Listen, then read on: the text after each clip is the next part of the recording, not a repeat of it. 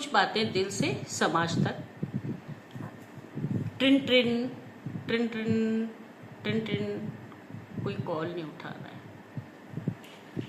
मैं डॉक्टर सुधा गोविंद शर्मा, बीकानेर रूबरू से।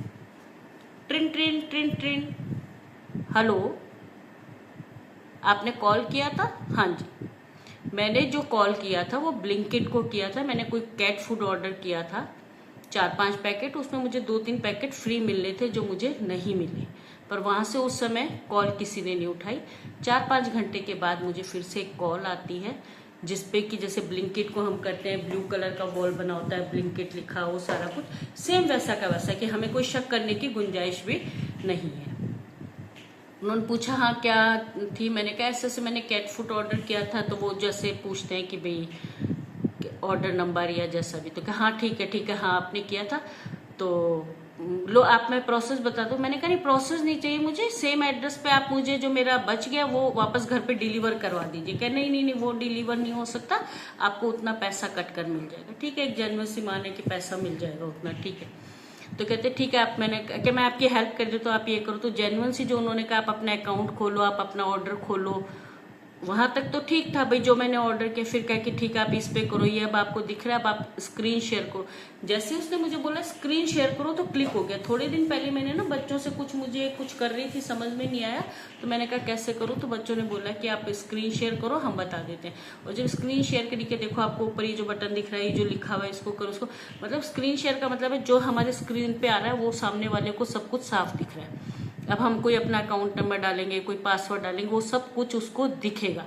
यानी मेरे साथ एक बड़ा फ्रॉड होने वाला था, जिससे कि मैं बच गई सिर्फ अपनी अवेयरनेस से कि स्क्रीन किसी से शेयर नहीं करें। स्क्रीन शेयर का मतलब सब कुछ उसको, जो हम टाइप कर रहे हैं, जो लिख रहे हैं, वो सब कुछ उसको दिखना। उसी बीच हुआ कि मुझे मेरी शक्ल भी दिखी। मैंने कहा ये वीडियो कॉल कैसे हो गया, मैंने तो ऑर्डिनरी कॉल थी। कहा नहीं कोई नहीं ऐसी, तो मैंने उसको स्वाइप कर दिया। उसी बीच किसी का कॉल आ गया मेरे पास। मैंने उस कॉल को, वो कॉल करीब 30 मिनट की थी। जैसे ही मैंने कॉल कटे, वो कहता हाँ मैडम लो आप बताइए, छोटा सा प्रोसेस, बस आपका पैसा क्रेडिट हो गया, देख लो आप अकाउंट पे देख लो, पैसा क्रेडिट हो गया। मैंने कहा नहीं अभी मेरे पास बिल्कुल भी टाइम नहीं, मैं बाद में खुद देख लूंगी जो होगा, आप ठीक है धन्यवाद आपका। और जैसे ही मैंने कॉल काटा, मेरे पास 3 टकाटक मैसेज आए कि 30,000 आप डिबेट, 20,000 डिबेट, 40,000। तो 30, 20, 40,000 किसी पैसे डिबेट होने का अगर आ रहा है हमारे पास, तो इसका मतलब ये तो ह्यूमन नेचर है, पसीना भी आएगा, घबराहट भी होगी कि अब क्या करें, इतना पैसा चला गया।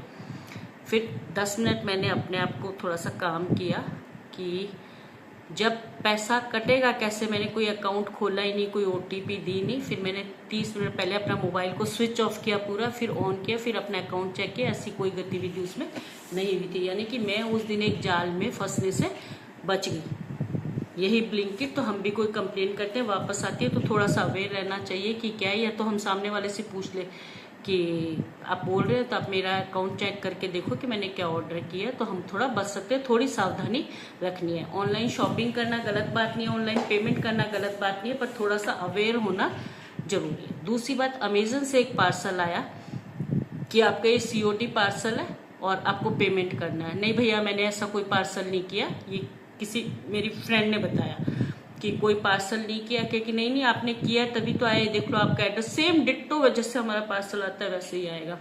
फिर लगा कई बार बच्चे भी कर देते, तो जो फ्रिक्वेंटली ऑर्डर करते हैं कई बार उनको ध्यान भी नहीं रहता ये COD किया वो किया, कि ठीक है चलो अगर नहीं होगा तो आप रिटर्न कर देना, वो ये करके तो ठीक है। उसने ले लिया, देखा पार्सल खाली।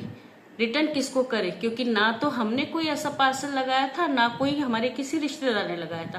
तो इसमें 2 बातें सीधी सी कि डिलीवरी पार्टनर है, उससे वो उसका काम है, वो अपनी ड्यूटी कर रहा है। तो अगर आपको नहीं कुछ याद आ रहा तो आप कह दो कि नहीं कल ले आना वापस, आज मैं नहीं ले रही। क्योंकि 3 बार डिलीवरी पार्टनर आपके दरवाजे पे वो पार्सल देने आएगा, उसके बाद ही कैंसिल होता है। इस बीच अपने बच्चों से पूछ लो कि कोई पार्सल ऑर्डर किया, अगर बच्चे कहते नहीं किया है तो बात खत्म। तो यहाँ पे भी हमें अवेयरनेस, थोड़ी सी जागरूकता कि हम बच सकते हैं। तीसरी एक बात, किसी का व्हाट्सएप पर कॉल आता है, सामने वाला व्यक्ति आपत्तिजनक स्थिति में होता है, क्योंकि व्हाट्सएप कॉल में हमारी फोटो भी उसको दिखेगी और उसकी भी दिखेगी, और वो उसका स्क्रीनशॉट ले लेगा। पर हमने एकदम से देखा ये सब क्या है, तो हम फोन काट देते हैं। काटने के बाद ही उस महिला के पास एक मैसेज आता है कि मैं आपकी ये फोटो सबको भेज दूंगा, आप मुझे इतना पैसा भेजो अभी। वो घबरा जाती हैं। उस समय मैं कन्वर्जेंस कोऑर्डिनेटर थी, वहां पर उनके घर में रेंट पे रही थी। तो उन्होंने एज ए फेथ मुझे कहा कि मैडम जी ऐसा ऐसा हो गया, मैं क्या करूं। मैंने कहा ठीक है, डरो मत, घबराओ मत, अगर ऐसा कुछ हुआ है और किसी के साथ भी होगा तो डरेंगे, तो ऐसा कुछ हुआ है तो आप डरो मत, भैया को ये बात बता दो कि नहीं मैं कौन बताऊं, ये मनरोड़ा करसी और कैसी तू दिन भर मोबाइल चलावे, तू की करे उसे। और एक ह्यूमन नेचर है कि हम बच्चियों को, महिलाओं पर, इवन कि बच्चों पर भी अगर ऐसा होता है तो हम शक करते हैं कि तुमने ऐसा किया। तो मैंने कहा ठीक है, आप बता दो। मैंने कहा नहीं ठीक है, मैं भैया से बात करती हूँ, वो आपसे बात करें, आप सच सच बता देना। मैंने कहा ऐसे ऐसे कुछ थोड़ा गड़बड़ हुई है, पर आप डांटना मत, उनसे बात करो, वो जो कहे आप उसके बाद में ये एक्शन ले लो। तो और वहाँ का जो पुलिस डिपार्टमेंट के जो थे, मैंने कहा आप इनसे बात कर लेना। उस समय मेरे उनसे जानकारी थी, काम से संबंधित थे, हमारे रिश्तेदार थे वो। तो उन्होंने ठीक है बात करी, जाके उनको वो नंबर दी, इस नंबर से है, उन्होंने जैसे उस नंबर की जांच। तो देखिए उनके गांव वाले घर के 3-4 घर छोड़ के रहने वाला आदमी था, लड़का था, जो भी था, वो व्यक्ति निकला और उसने उसी घर की 3-4 महिलाओं से पहले भी पैसे ले लिए थे। और भी आस पड़ोस की महिलाओं ने जब ये सब पता लगा कि सबको बताओ और किससे, तो 6-7 ऐसी महिलाओं ने वहीं आसपास के एरिया ने बताया कि हमने भी पैसे दिए।